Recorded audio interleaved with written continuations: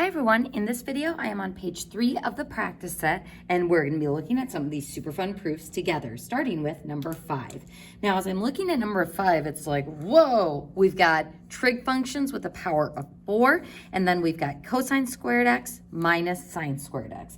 Now as far as which of these sides looks simpler, I would say the one with the smaller powers, but it's a little bit strange because we have 2 chunks over here and 2 chunks over here. So if you're wondering, how on earth are we going to like simplify this or get it to work out so that I can make one side equal the other, I want you to notice something about this and this. It's not something we often think about when we're factoring because we don't usually encounter powers of 4, but these 2 items are actually perfect squares, making this expression difference of squares. So we're actually going to start this proof by factoring that left side. So what are my perfect square factors of cosine to the 4th x, cosine squared x, and cosine squared x? What are my perfect square factors of sine to the 4th x, sine squared x, and sine squared x? One gets a plus, one gets a minus. So how am I going to make this expression look like this one? Hopefully it's jumping out at you that we've got our Pythagorean identity here. And what do we know about cosine squared x plus sine squared x? It is equal to 1. So if I have 1 times that expression, we're just going to get that expression. So this is equal to cosine squared x minus sine squared x. So folks, what I normally do to show that I am done is I box and show that what I ended up with is the same as which side I had on lockdown, or you can also use the QED notation to show that you are done proving. Now, looking at number 6, just a note that on my math lab, it considers a negative with the angle non-simplified. So anytime you encounter that, you always want to use those even odd identities from the front of your note packet, which again, you don't have to have memorized, just want to give you some practice with using them to get those negatives to the outside. So this is the even odd identities, which I abbreviate the IDs. So looking at the front of my note packet, if I have cosine of negative x, then the negative disappears. Cosine of negative x is the same as cosine of x. So I can just write cosine of x. And obviously I'm gonna lock up the -1 because there's not much else I can do with -1. So I'm gonna try to make the left side look like -1. So cosine of negative x is the same as cosine x. Now sine x can stay sine x. Cotangent of negative x is the same as negative cotangent of x. So I'm going to multiply this by negative cotangent of x. Now, from here, you could either think of cosine x sine x as being cotangent x, or we can put negative cotangent x in terms of sine and cosine. I would probably prefer putting it in terms of sine and cosine, but it's totally up to you. There's a lot of times many different ways you can go about solving these proofs so long as you get to the other side that you locked up. So I'm going to go ahead and say cosine x over sine x times negative cotangent has cosine on the top over sine x. And now we've got a whole mess of cross simplifying. Sine x with sine x and cosine with cosine, but what we are left with is not 0. If I have something over that same something, we are left with 1. And not just 1, but -1. So we have proved that this expression equals -1, so QED, the proof is done. We're going to go ahead and turn to the next page, page 4. And folks, we're going to be going through numbers 9 and 10 together, but I want to give you the opportunity to try these on your own first. So I want you to struggle with these. Use a pencil, erase, scratch out. Go back and try again. Lock up a different side. You may need a separate sheet of paper, so if you do use a separate sheet of paper, make sure that you scan that with your PDF when you do your final submission. So go ahead and pause the video and try number 9 and 10 on your own, and I'll walk through some strategies on these. Folks, on number 9, I would first put a star by this problem because this is a really great one that will help you on the test. So first, deciding which side to lock down. I have 2 fractions on the left. I have 1 fraction on the right. Anytime we have 2 fractions, I like to think, hey, I could get a common denominator and add those together. So I'm going to lock up the right side since it is just 1 fraction. So let's go ahead and look at these 2 fractions, and we're going to try to get them to have common denominators. So this one, trap that binomial. This one, trap that binomial. This one has a denominator of 1 minus cosine x. This has a denominator of sine x. So showing all my lovely work, I am going to multiply by the opposite denominator as a creative form of 1. So this first fraction wants the sine x, so we're going to multiply by sine x over sine x as the creative form of 1. This fraction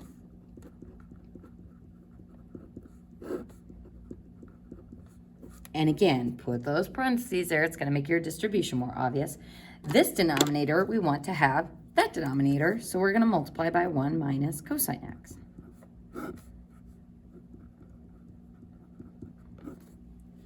Now remember, folks, when we do these fraction operations with our creative forms of 1, we want to distribute the numerators and slide the denoms, because we want those denominators in factored form to make simplifying easier. So when I go to multiply these by the creative form of 1s, I'm going to take sine x times sine x to get sine squared x. But then on the bottom, we're just going to slide the denoms. And I'm going to put that sine x out in front. It's just considered proper form to have the monomial part first. So sine x, and then 1 minus cosine x. So you never want to distribute on the bottom because it can make things pretty messy. And for simplifying with solving, simplifying with proving, it's always best if you leave that denominator in factored form. So moving on to my second fraction. When I go to distribute on the top, we've got a binomial times a binomial. So this is a foiling problem. 1 times 1 is 1. 1 times negative cosine x. Cosine x times 1, cosine x. And cosine x times negative cosine x is negative cosine squared x. And this is all over, slide the denominators. So sine x and 1 minus cosine x. Now, sometimes students will try to do funny things like, ooh, I'm going to take that sine x. Oh, what that's sine x. Folks, can I cross simplify there? No, because of the addition sign. You can't cross simplify across addition. So what can we do? Well, if I'm trying to add 2 fractions together, once they have a common denominator, which these have, we are going to add the tops. So I'm going to take this stuff plus this stuff. And before I add those tops, I'm going to go ahead and simplify just a little bit, because if I have negative cosine x and positive cosine x, goodbye, and we're just left with sine squared x from the left plus 1 plus, no, not plus, sorry, minus the cosine squared x.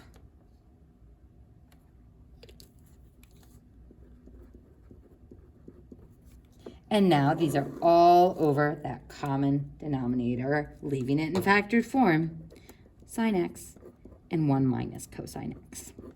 So that's our first big hurdle of this problem, is getting those 2 fractions to be 1 fraction. So now I can start to think, how can I make this 1 fraction look like this 1 fraction?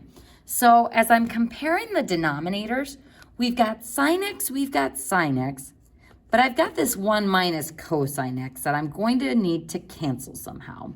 I've got sine squared x on the top and 1 minus cosine squared x, but on this top, I only have cosine.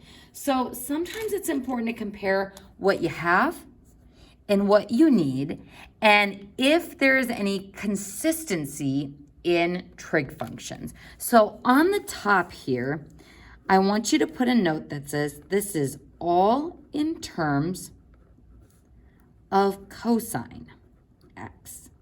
So is there a way for me to make this all in terms of cosine x by doing something with sine squared x?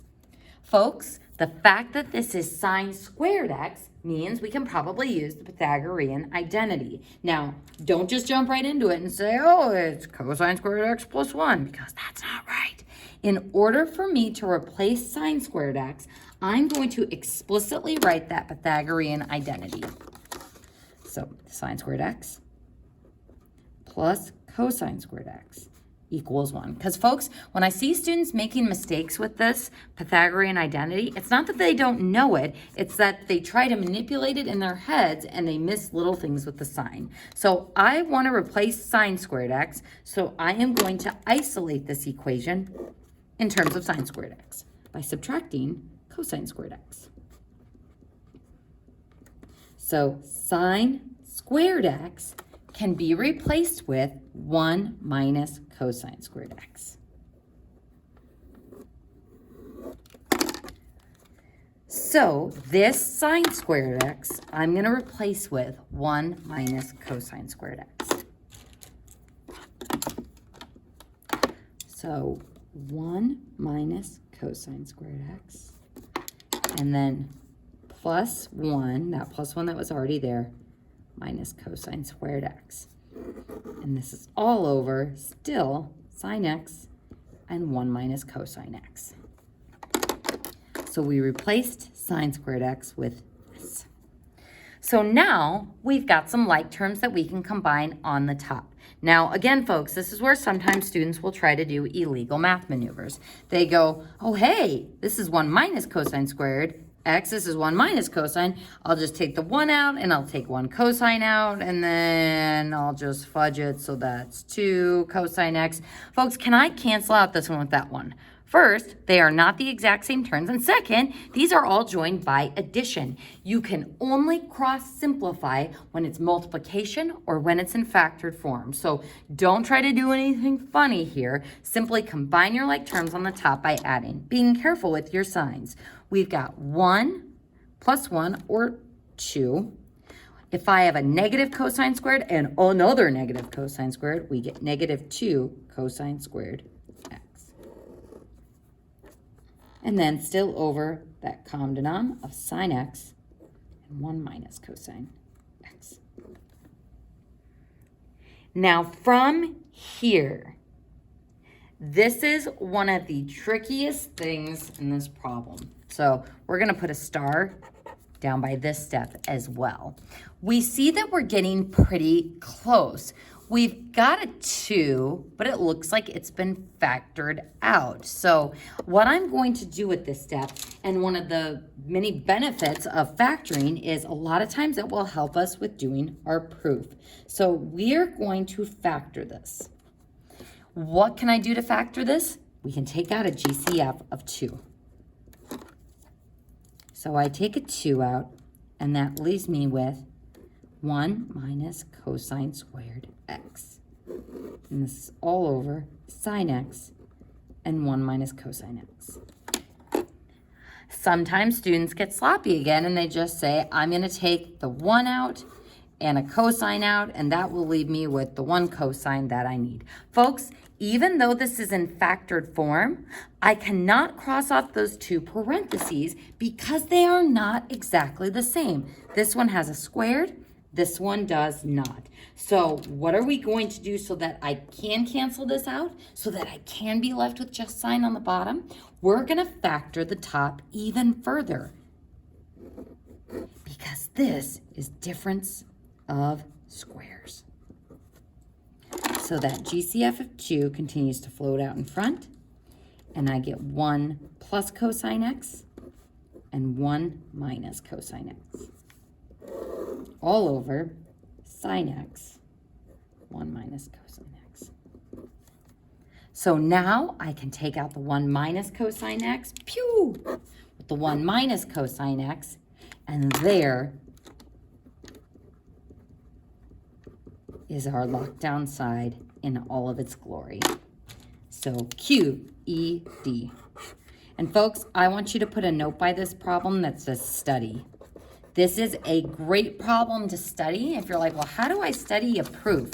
What you can do is cover up the next step and see if you can reason through it on your own, or just cover up the whole thing and try to rework it again on a separate sheet of paper. But this is a great problem because of using the Pythagorean identity, because of the 2 steps of factoring, and because of these fraction operations. So number 9 is a wonderful problem to look at.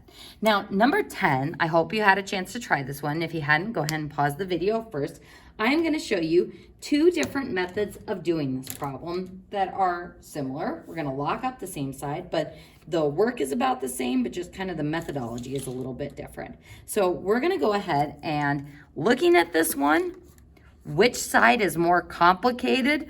They're basically the same. So I'm just going to arbitrarily choose to lock up this side because the numerator is a little bit simpler. So what are we going to do to start this proof? There's nothing to simplify over here. It's already in terms of sine and cosine. There's not 2 fractions. There's no common denominator. I could do division distribution, but then it's like 1 over cosine and sine x over cosine x. So then secant minus tangent. It's like, ugh, it's not really doing anything for us.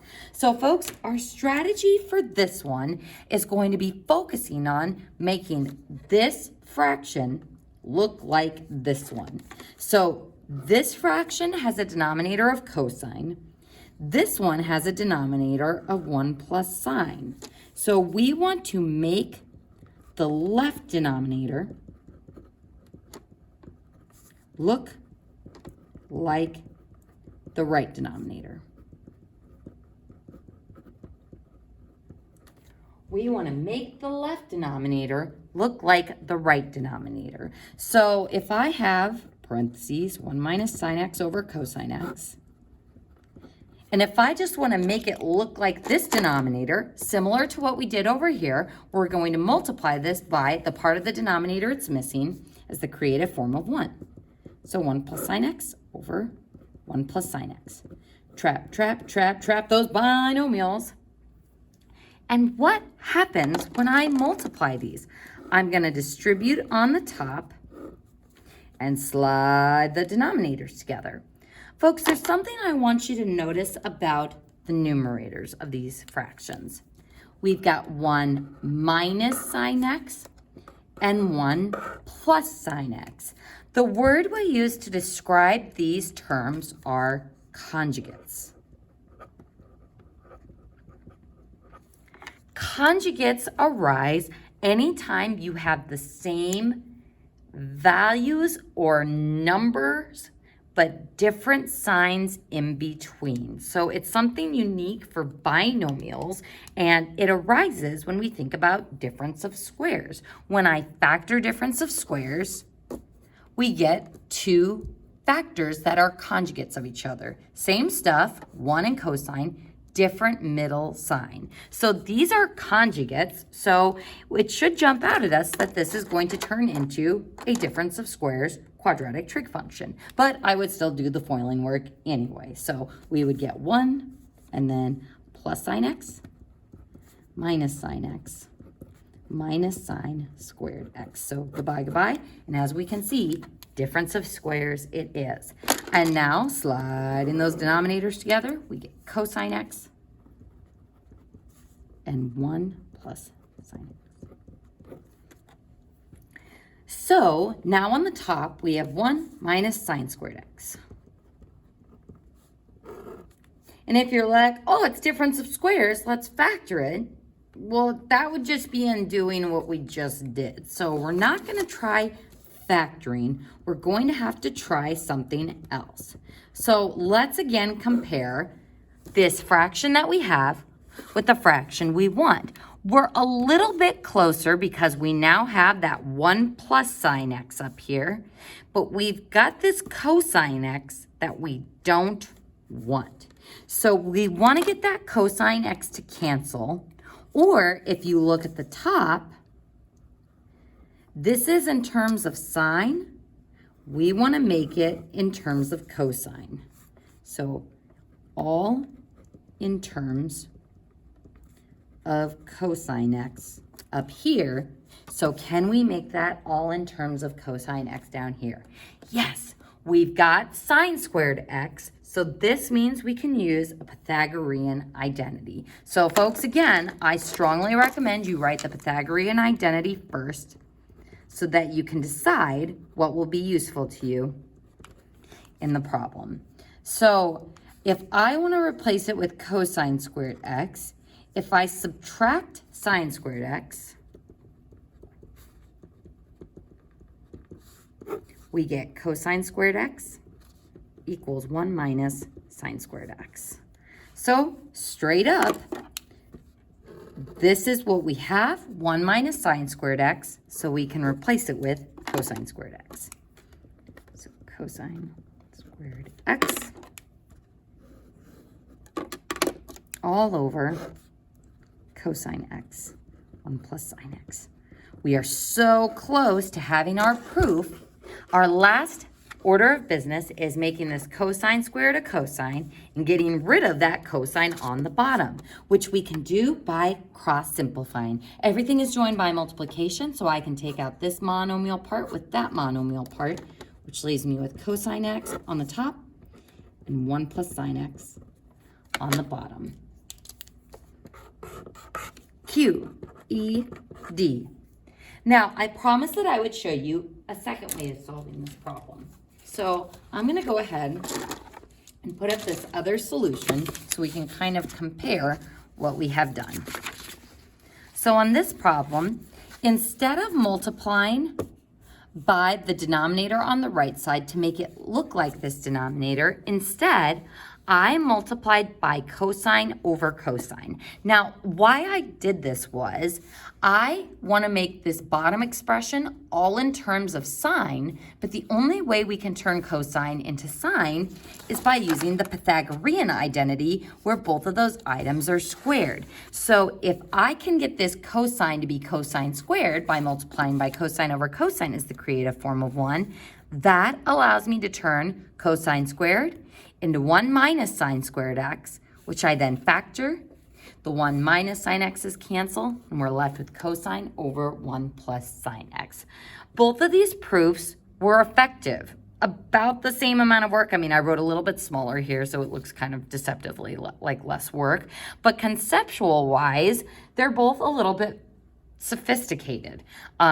Working towards a Pythagorean identity, trying to make this side look like that side. These are all great tools to have in your proof toolbox. So that concludes this video. And again, folks, your work can look like either of these. Maybe you have found an even more elegant proof to use, just so long as you don't break any math rules. That is the whole point of running around with these proofs.